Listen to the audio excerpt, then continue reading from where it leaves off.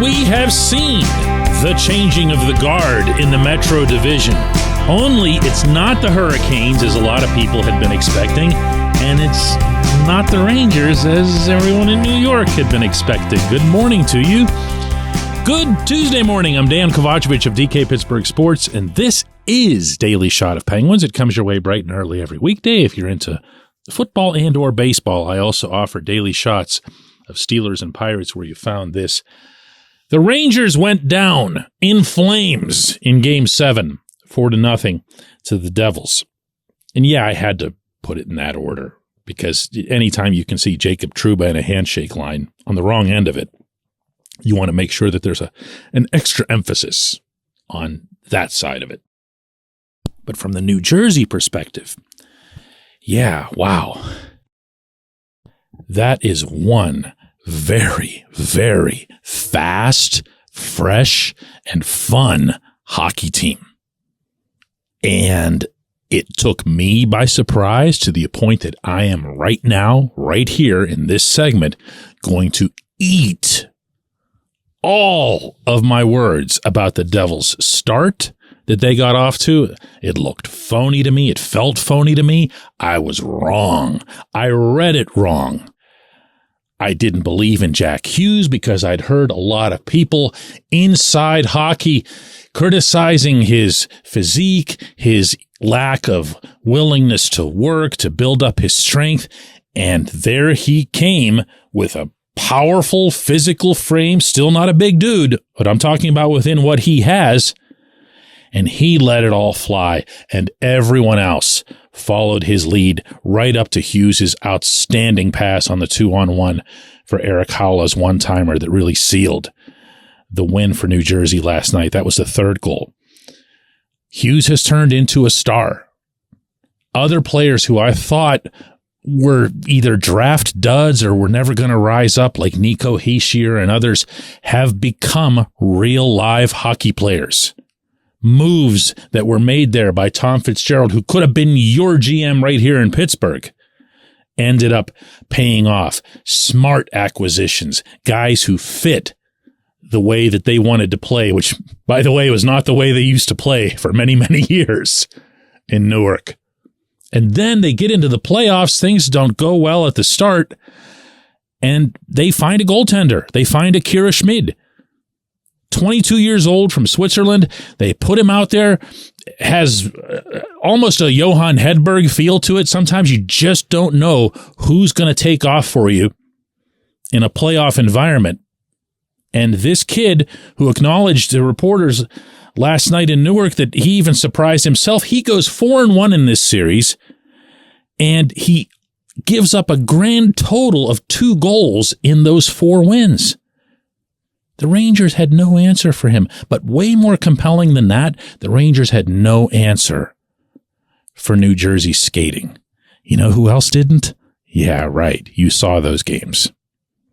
The Devils can fly, and they can fly like nobody else in the division, nobody else in the conference, maybe nobody else in the league. If there's a team that's faster than New Jersey, please feel free to name it and go right ahead and try it with Edmonton, because I'm not going to let you do it just because they have 2 or 3 guys that fit that category. New Jersey's got a ton of them. Very, very different. And then even in this series, I'm wrong again, because when I saw the Rangers play, and bear in mind that the last time I saw the Rangers in person were those back-to-back games in the Garden. I was there covering it, watching from the press box, and I'm thinking to myself, the Rangers are one of the fastest teams in the league. And they've got some guys who can really motor, not least of whom are Chris Kreider, Mika Zibanejad, a bunch of them. Didn't matter. The Devils were just circles around them. Circles. Hockey people love to say that speed is the one thing that doesn't go into a slump. And they're right. You can have a terrible game in terms of your decision-making. You can make lousy passes. You can misfire on the net. You can lose your imagination, but you don't slow down. That's always within your control. If you're fast, you can always look fast and be fast. The Devils have that going for them, as well as what appears to be, under Lindy Ruff, a good, healthy culture about that. Lindy's a perfect coach for that team in so many ways, because that was the style that he taught for many, many years in Buffalo when he had that immense skill that the Sabres used to have. And he loved it. He would just press the attack. Yeah, he wants you to defend, but he wants you to go, go, go.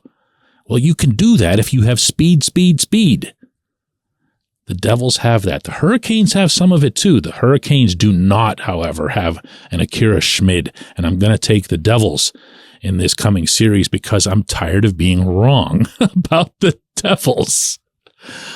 What does all of this mean for your favorite hockey team? I have no earthly idea. That is my honest answer to you. I don't know that the owners of this hockey team are even watching any of these playoffs now that the Bruins are out. Being that they're all from Boston, they all live in Boston. I don't know. I don't know what it means. I don't know who's in charge. I don't know who they're going to hire. I do know that there are a couple of guys right now. Fitzgerald's one of them, and Jason Bottrell, who is the assistant GM to Ron Francis in Seattle, gotten their teams into the second round of a tournament for which the Penguins couldn't even qualify. Once the Penguins have a GM, once they have a front office, all of this will be a lot more fun to speculate on from their perspective. But for right now, there's some catching up to do, and you wouldn't want to start that race while giving the other guys 2 or 3 strides. When we come back, J1Q.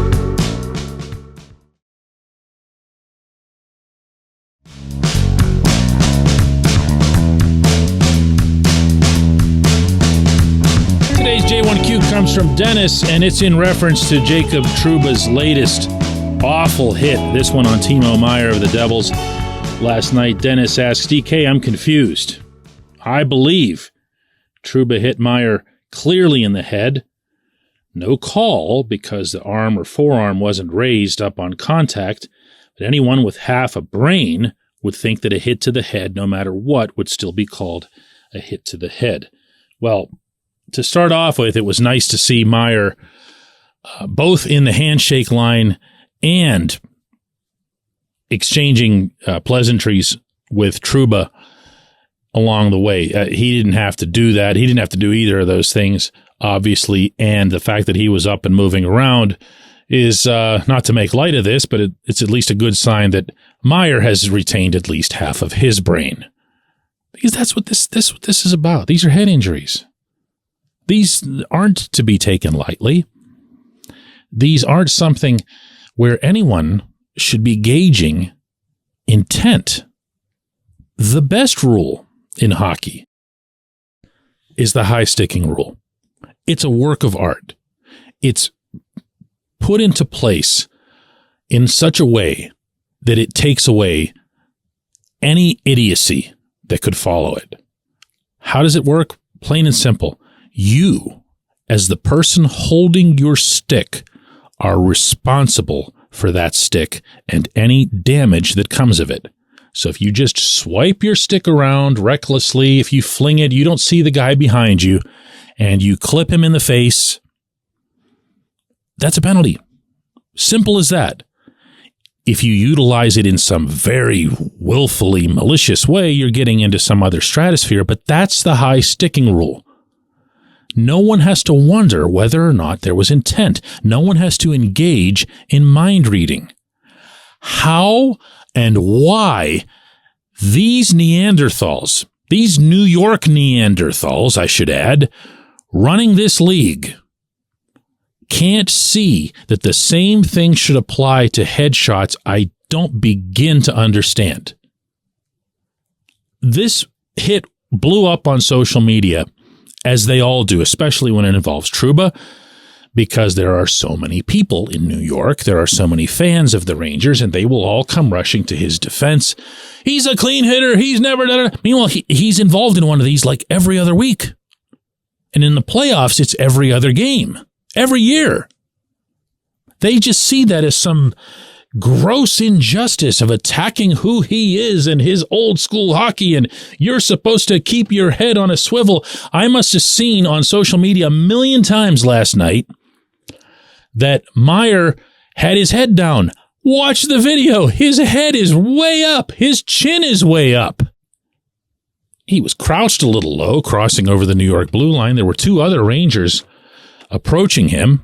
He was aware of them. He was alert. What happened was that Trouba, fitting his predatory behavior, comes between/around those other 2 Rangers for the sole purpose of knocking this player into the next century. And as you say, the first and only significant point of contact on this hit was to the head. Directly to his head. Every single camera angle shows this. There's nothing about that hit that should be considered clean. There's nothing about whether or not Trouba was thinking mean thoughts or Meier was somehow in some 1965 kind of way responsible for how he entered the zone.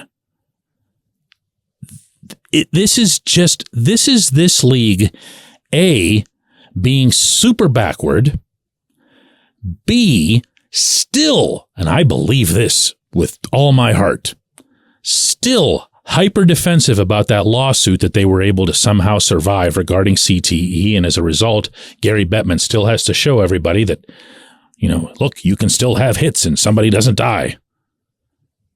And C, the headquarters is in New York. Now, when you hear me say that, it sounds like some petty thing or something that Joe Blow fan would say or whatever. It's not what I'm referring to. I don't think that the people who are at league headquarters are all Rangers fans. I'm sure a good many of them are. But I do believe that they're right there in the middle of that market where the New York media builds up Trouba as if he's some kind of rock star and as if the rest of the league and the rest of the hockey world is just too wussy to get it. That's the environment in which league headquarters is situated. That's what they see. That's what they hear. That's what they read. That is influential. If Trouba was still playing for the Winnipeg Jets, as he did in his early years, Trouba would have a suspension list 5 miles long. But that's not where he is. It's certainly not where he is. He's in a place where they're playing as much hockey as the Penguins are right about now. I appreciate the question. I appreciate everybody listening to Daily Shot of Penguins, and we'll do another one of these tomorrow.